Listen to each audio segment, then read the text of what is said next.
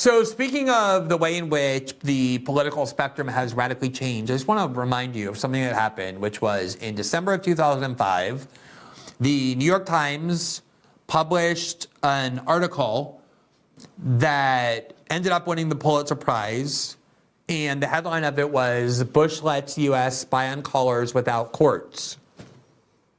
Now, the backstory to this article is that it was written by James Risen and Eric Lichtblau, and they actually discovered that this was happening, that the U.S. government and the NSA were spying on the phone calls of American citizens speaking with foreign nationals without the warrants required by law. They discovered this was happening in mid-2004. In other words, 18 months before the New York Times published this article. And when the Bush White House learned that the New York Times found out about this program, President Bush and Dick Cheney summoned the publisher of the New York Times, one of those Salzburgers, and the editor-in-chief at the time, to the White House, to the Oval Office, and told them, if you report on this program, you will have blood on your hands. It never made any sense. Why would it help terrorists to know that the government was spying on American citizens without warrants instead of getting warrants as required by law? It would never help anybody do it. The only people it would help were the NSA and Bush officials to conceal it. But the New York Times was so scared in the wake of September 11th and the war on terror that anytime the Bush administration told them not to publish something, they didn't. This was the reason, by the way, Edward Snowden didn't go to the New York Times with his leaks, because he was petrified, for good reason, that he would unravel his life to disclose this information and bring it to the New York Times. And President Obama would call up the New York Times and say, you're not going to print that. If you print it, you're going to have blood in your hands. And the New York Times would publish a tiny little bit of it. It would be a one-day story, and Edward Snowden would have gone to jail for decades just to hand a bunch of information to the New York Times that they ended up concealing, like they did in the story. The only reason the New York Times ended up publishing this story was because, to his great credit, Jim Risen was furious that he was being blocked from reporting this. And so he signed a book contract and wrote a book in which he was going to report the story himself in his book. And the New York Times knew this book was coming out in January of 2006. So they didn't want to be scooped by their own reporter, so they published the story in December 2005. They won a Pulitzer for it. They celebrated themselves for their courage, even though they were forced into publishing it. But the essence of the story was that, obviously, the point of the Fourth Amendment to the Constitution is the government cannot spy on us without warrants, without going to a court ahead of time and convincing a court we've actually done something that justifies our government spying on our conversations. That's not supposed to be the relationship of the government and citizens. They're not supposed to spy on our conversations unless they get a warrant. But the Bush administration decided in the wake of 9/11, they didn't want to get warrants. That if they were spying on a foreign national who turned out to be talking to an American citizen, they used to have to hang up if they didn't have warrants. They decided they were going to just listen anyway. Even though there was a law in place, FISA, that required warrants, they just violated the law. All the people who did this, by the way, are the ones who go to the Atlantic and the New Yorker now and on CNN and NBC and talk, about the rule of law and how sacred it is. These are all the people who broke this law. So the New York Times reported this, and this is what they said. Quote, months after the September 11th attacks, President Bush secretly authorized the National Security Agency to eavesdrop on Americans and others inside the United States to search for evidence of terrorist activity without the court-approved warrants ordinarily required for domestic spying, according to government officials.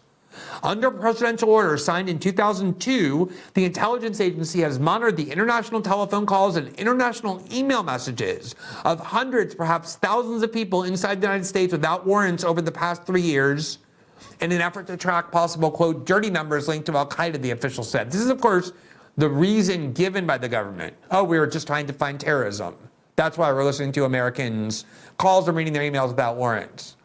The agency, they said, still seeks warrants to monitor entirely domestic communications.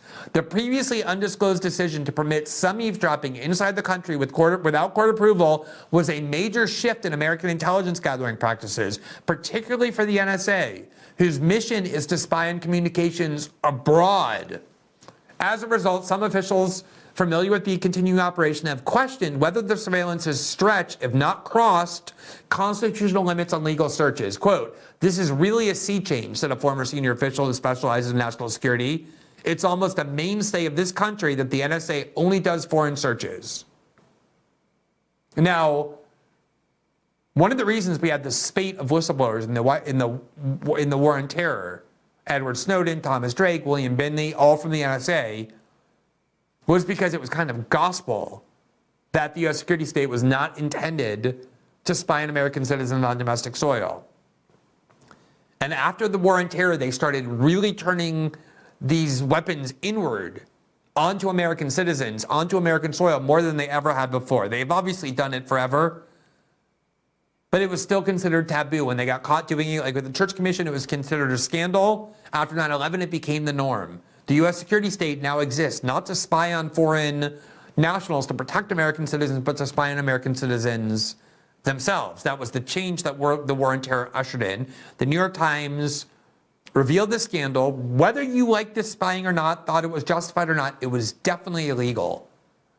It was a violation of the FISA law in 1978 that the Congress enacted in the wake of the Church Commission abuses to curb future abuses, to control how the NSA and the FBI spied on us. And what happened was, instead of punishing the people who spied illegally on Americans, it was a violation of the law. Remember, everyone is equal under the law, we hear with Donald Trump's indictment over the fact that he had some classified documents in Mar-a-Lago. What happened instead was the Congress, under Nancy Pelosi, the House was controlled by Nancy Pelosi, but the Democrats were completely in on all of this stuff. Nancy Pelosi was the ranking member of the Intelligence Committee in 2002 when this happened. She was briefed on this program, just like she was briefed on torture at Guantanamo, and she was fine with it all. She only pretended to oppose it once it became public. But the Democrats were fully complicit in all of this. And so rather than punish the Bush and Cheney officials who did this, they instead enacted a law called the FISA Amendments Act of 2008 that retroactively legalized this spying, made it legal retroactively. They said, from now on, the NSA and the FBI are permitted to spy on the calls of Americans and read our emails if they're talking to someone on foreign soil without getting warrants. It legalized warrantless spying against American citizens. And the section of the law that did that was called Section 702. And everybody knew Section 702 was pretty extreme, like the Patriot Act, and the argument offered was, don't worry, it has to be renewed every few years, and we're only going to renew it if this emergency continues, this emergency of terrorism. And just like the Patriot Act, every time it's up, it gets renewed with no reform, even though there's ample evidence that this law is being consistently abused by the FBI for political ends. So just to give you this background, here is the New York Times in February of this year. As the law is due to be renewed this year, Section 702.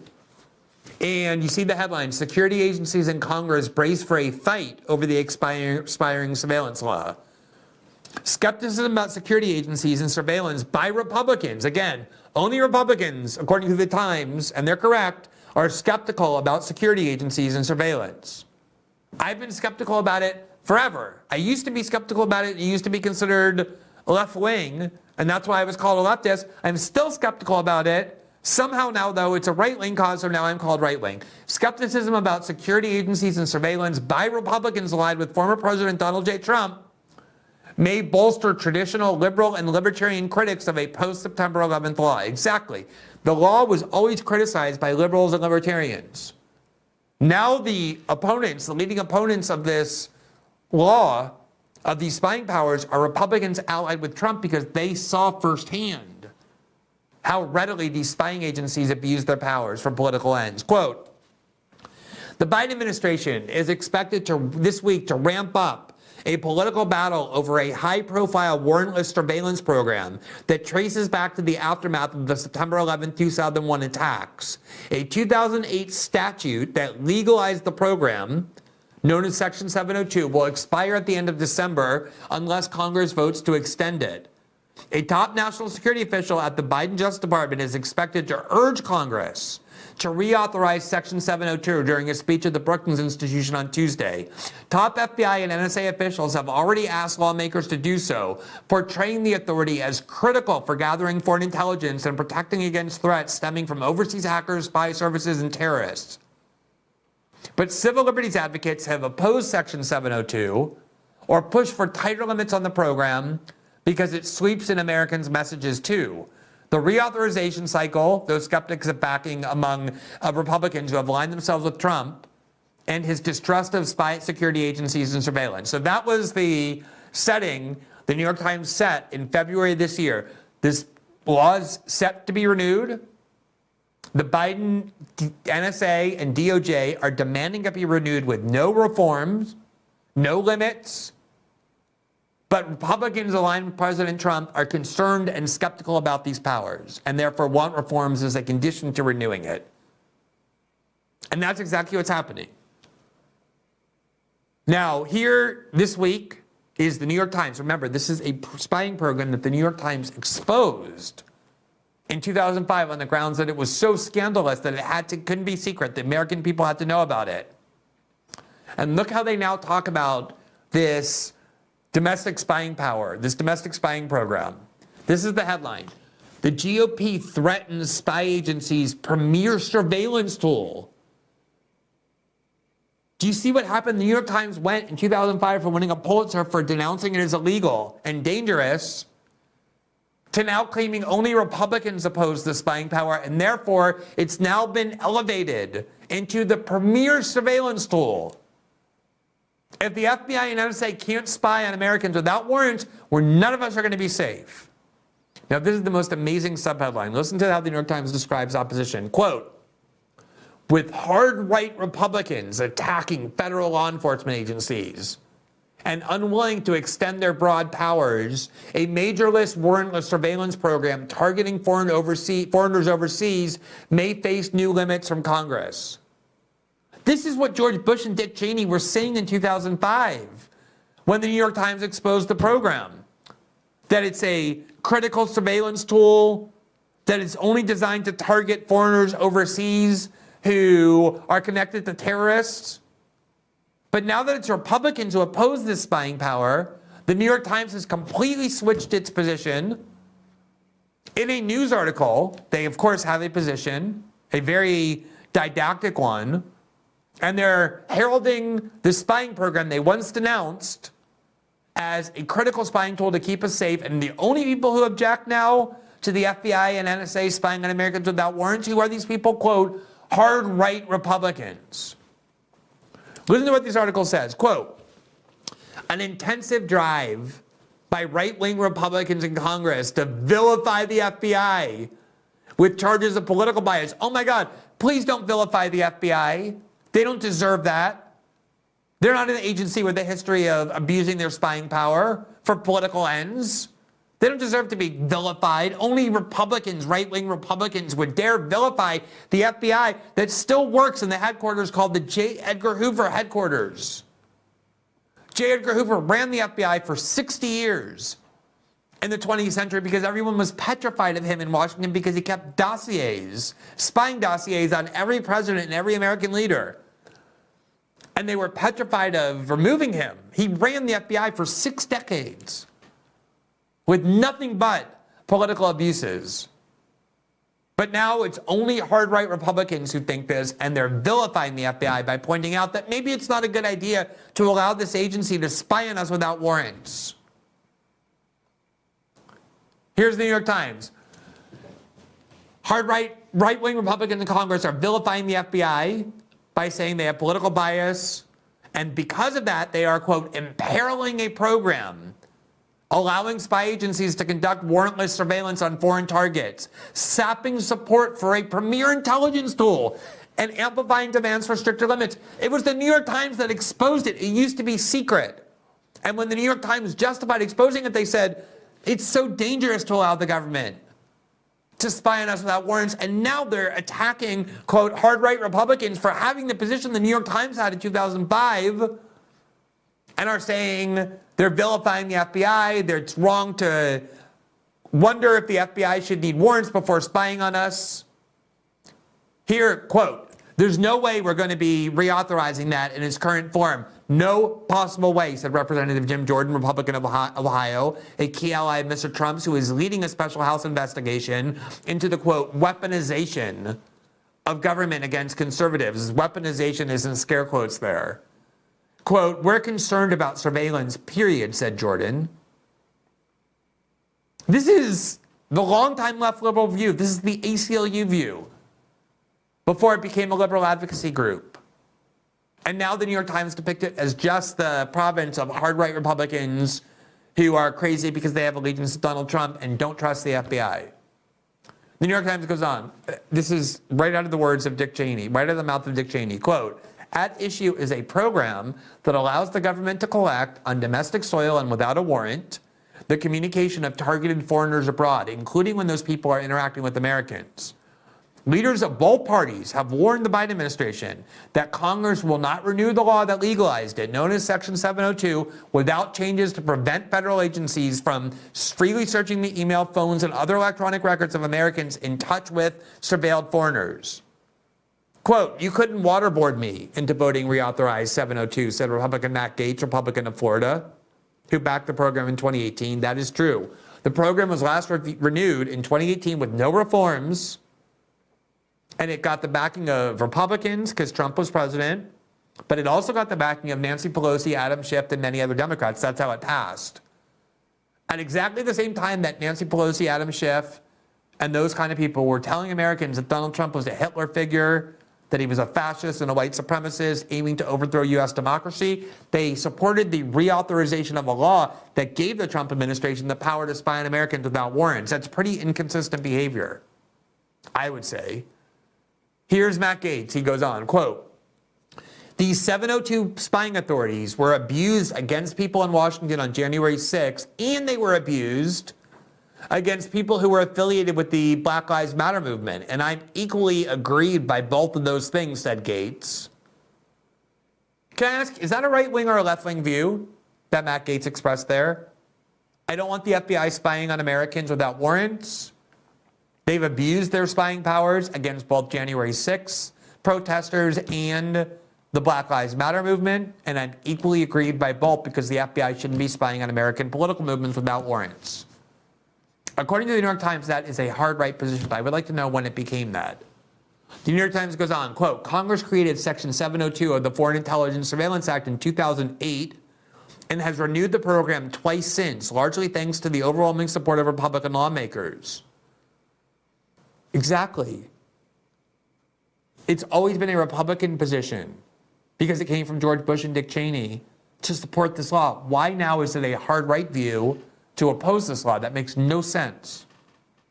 Quote, but significant turnover on Capitol Hill has brought a new generation of Republicans, less protective of Washington's post-9/11 counterterrorism powers, and about half of those House Republicans have never cast a vote on it. Exactly. This is the key change that most people who are American liberals do not understand, and most people in media do not understand. I want to read that again because it's so true. And it's something to celebrate. Quote, significant turnover on Capitol Hill has brought a new generation of Republicans less protective of Washington's post-9/11 counterterrorism powers. In other words, this new generation of Republicans is skeptical of the NSA, the FBI, and the CIA, like the left and liberals in the United States used to be, but no longer are. The article goes on, quote, this will be a first impression for many of them, said Representative Darren LaHood, Republican of Illinois, a supporter of the program, who is part of the Intelligence Committee's 6-member working group trying to determine how Congress can restrict the program without hamstringing it. Quote, the thought that 702 and FISA just focus on terrorism, I think that narrative has to be changed. We need to focus on China. We need to focus on Russia. We need to focus on Iran and North Korea. These Republican establishment figures always have an endless list of villains that you're supposed to be scared of to justify government spying on you without warrants. They've never explained why they can't spy on Americans without warrants. Their argument is warrants are too complicated, they're too difficult, and in reality, the FISA court grants warrant applications in more than 99% of the cases. It's the easiest thing in the world to get a FISA warrant. So even if you believe we have all these villains we have to spy on Americans to protect against, China, Russia, Iran, North Korea, terrorism, et cetera, just make them go get warrants. That's always worked. Ronald Reagan got warrants in the middle of the Cold War with Russian missiles, nuclear-tipped missiles aimed at every American city. He fought the Cold War and got warrants in order to spy, why can't they get warrants now? Quote, the Biden administration has been making a similar case to lawmakers, meaning a similar case as that Republican lawmaker, appealing to them to renew Section 702, which National Security Advisor Jake Sherman, I think it's supposed to be Jake Sullivan, I don't know if it's New York Times or ours, but anyway, that's Jake Sullivan, has said is crucial to heading off national security threats from China, Russia, cyber attacks, and terrorist groups. That's the Biden administration agreeing with the Republican establishment like they always do, like they do on Ukraine, like they do on China, and now they do on this spying power. Quote, but far-right lawmakers have embarked on a louder and more politically loaded effort to fight the measure. They have seized on official determinations that federal agents botched a wiretap on a Trump campaign advisor, and more recent disclosures that FBI analysts improperly used Section 702 to search for information about hundreds of Americans who came under scrutiny in connection with the January 6th attack and the Black Lives Matter protests after the 2020 murder of George Floyd by a police officer. Exactly.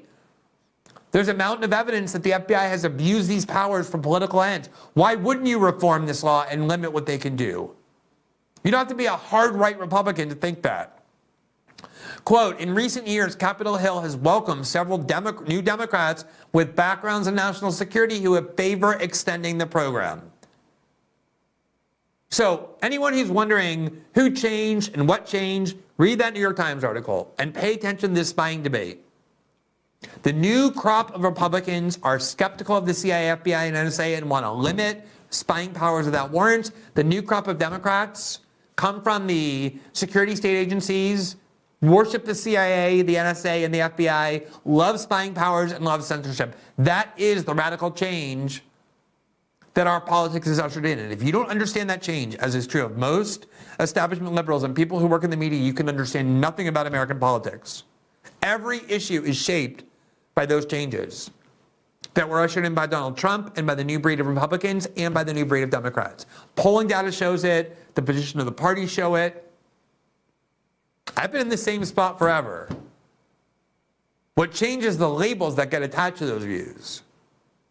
But you see the politics changing around these issues, where the Democrats are now the people who believe in establishment authority and power and want all the powers that go along with that, including censorship, warrantless spying, and the rest. And it's these new crop of Republicans who are opposed to it. Now, the reality is there are some leading Democrats, including Senator John Ossoff from Georgia and even Dick Durbin, who also say the FBI can no longer be trusted with these spying powers and reform is needed. So it's really a bipartisan effort, more so than usual.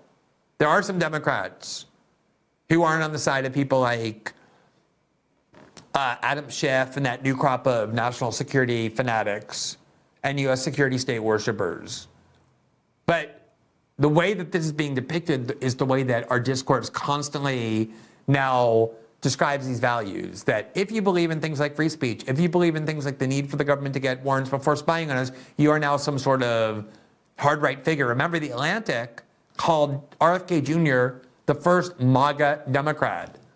Even though RFK Jr., or not even though, because RFK Jr. is a defender of free speech, is skeptical of the security state agencies, questions the CIA war in Ukraine, and U.S. militarism in general. Somehow, in the hands of the corporate media, those have now become MAGA views or hard right views, all as a way of maligning them. Thanks for watching this clip from System Update. Catch our full shows for free, live weekdays at 7 p.m. Eastern on Rumble, and join our locals community at greenwald.locals.com for all of my written journalism, exclusive after-show Q&As, and more.